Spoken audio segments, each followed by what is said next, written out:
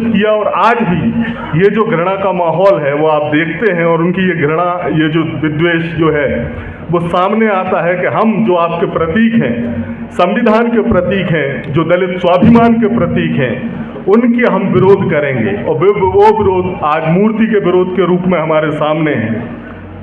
तो ये अब चलेगा नहीं। उनको मैं बता दूं कि आज देश संविधान से चल रहा है। उन्होंने बाबा साहब को कम करने की कोशिश की है, संवैधानिक विचारधारा को कम करने की कोशिश की है, तो ऐसा होगा नहीं।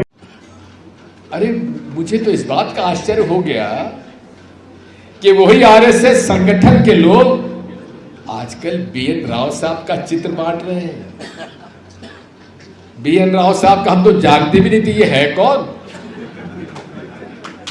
जब मुझे कल किसी ने बताया तो मैं गूगल सर्च पे गया, और गूगल सर्च पर मैंने जब देखा कि ये बीएन राव कौन थे, तो ये लॉयर थे।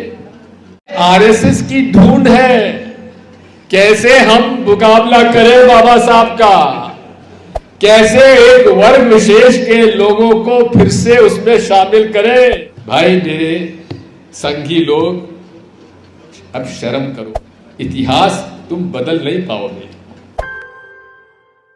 आसमान पर थूकने वाले को ये पता नहीं है कि पलटकर थूक उन्हीं के मुंह पर गिरेगा, करारा जवाब मिलेगा, करारा जवाब मिलेगा। बीएन राव को बना दिया संविधान निर्माता। केवी राव क्या कह रहा है कि बाबा साहेब अम्बेडकर सिर्फ पिता ही नहीं है, बाबा साहेब अम्बेडकर संविधान की माता भी हैं। ये भी लिखा हुआ है।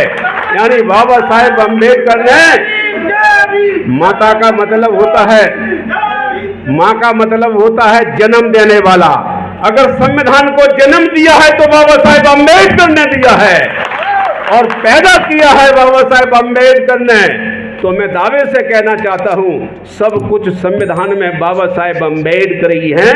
ये उसके रिकॉर्ड में लिखा है, और ये अंतर्राष्ट्रीय विद्वान है।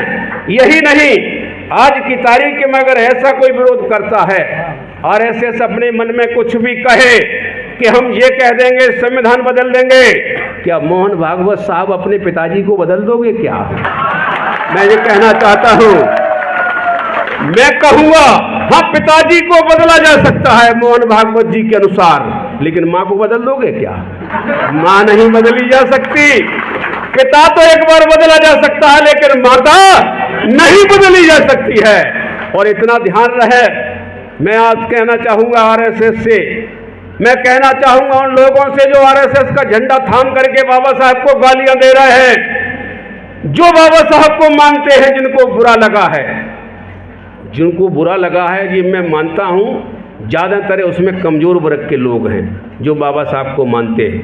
इन कमज़ोर वर्ग के लोगों को आप जमीन छीनोगे वो छुप जाएंगे, गालियां देंगे वो छुप जाएंगे, कत्ल करेंगे छुप जाएंगे, और तुम उनके वोट लेकर के तुम कुर्सियों पर बैठ करके तुम ही बलात्कार करते हो तो भी छुप जाएंगे, और तुम कोई भी धमकी दोगे छुप जाएंगे। लेकिन याद रहे, बाबा साहेब अम्बेडकर के ऊपर उंगली उठेगी तो छुपेंगे नहीं, ये लहू बहा देंगे। धन्यवाद सभी को। जय हिंद, जय भारत। सभी को सादर जय भीम। जैसे कि मैं देख पा रहा हूं कि माहौल में काफ़ी गर्मी है, और ग्वालियर में तो होती ही है, लेकिन ये जो मुद्दा जो बरसों से रहा, सामाजिक न्याय और उसके विरोध की जो विचारधारा का, वो हमेशा रहा है, और ग्वालियर के लोगों ने उसके विरोध में आवाज़ जो है वो बड़ी मुखर हुई और पूरे देश तक पहुंची। तो सामाजिक न्याय की जब बात होती है तो कहीं ना कहीं मन में ख्याल आता है कि कोई ना कोई अन्याय हुआ होगा या रहा है, और इस देश में वो अन्याय शुरू होता है व्यक्ति के जन्म के साथ। क्योंकि जाति, जब आप किसी पर्टिकुलर जाति में पैदा होते हो तो पैदा होने के साथ ही आप श्रेष्ठ हो जाते हो। वहीं दूसरी ओर जब आप किसी और जाति में पैदा होते हो तो आपके साथ वो जातिगत अपमान जुड़ जाता है।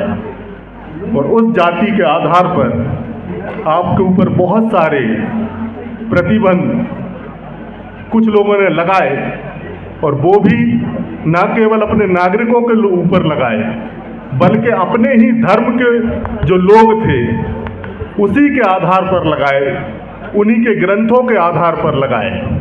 और इस वजह से कुछ लोग संपत्ति के अधिकार से वंचित हो गए, बहुत सारे लोगों को समाज से बाहर रहने को मजबूर होना पड़ा, बहुत सारे लोगों को इस तरीके से देखा जाने लगा कि उनका छुआ हुआ, उनका अगर कुछ छू लिया गया है तो वो खाया नहीं जाता था, उनकी परछाई से भी लोग दूर भागते थे। उनको जो सार्वजनिक तालाब हैं, उनके तालाब, पीने का पानी और कुएं अलग कर दिए जाते थे। और ये सारी घटनाएं न केवल पहले हुई, हम आज भी देखते हैं। ये जातिगत जो अन्याय है, जाति के आधार पर जो घृणित और जातिवादी जो मानसिकता है, वो आज भी समाज में जिंदा है। और ये सारी खबरें हम सोशल मीडिया के माध्यम से देखते हैं, मुख्य धारा की मीडिया के माध्यम से देखते हैं कि कहीं किसी को मूछें रखने पर मार दिया जाता है, कहीं किसी को आप अच्छे कपड़े पहनने पर मार दिया जाता है, कहीं बारात रोक ली जाती है, और कहीं किसी आदिवासी युवक के सिर पर पेशाब की जाती है। तो ऐसी बहुत सारी घटनाएं आप सिर्फ एक घृणित मानसिकता जो नफरत पर आधारित है वो की जाती है। लेकिन जब आज़ादी का आंदोलन आया, जब कुछ लोगों ने डिसाइड किया कि ये सब नहीं चलेगा, और नहीं चलने के साथ फिर बात ये हुई कि हम एक नया देश बनाएंगे, और उन संविधान निर्माताओं ने, जिनकी तस्वीरें आप पीछे देख रहे हैं, उन्होंने ये डिसाइड किया कि जो 5000 साल की जो शोषण व्यवस्था थी उसको हटा दिया जाएगा। और यहाँ मैं एक बात और याद दिला दूं कि उस संविधान सभा में ज़्यादातर लोग जो संविधान बना रहे थे, जो नया देश बनाने की धारणा रख रहे थे, उसमें ऐसा नहीं था कि दलित, आदिवासी या महिलाओं की संख्या ज़्यादा हो।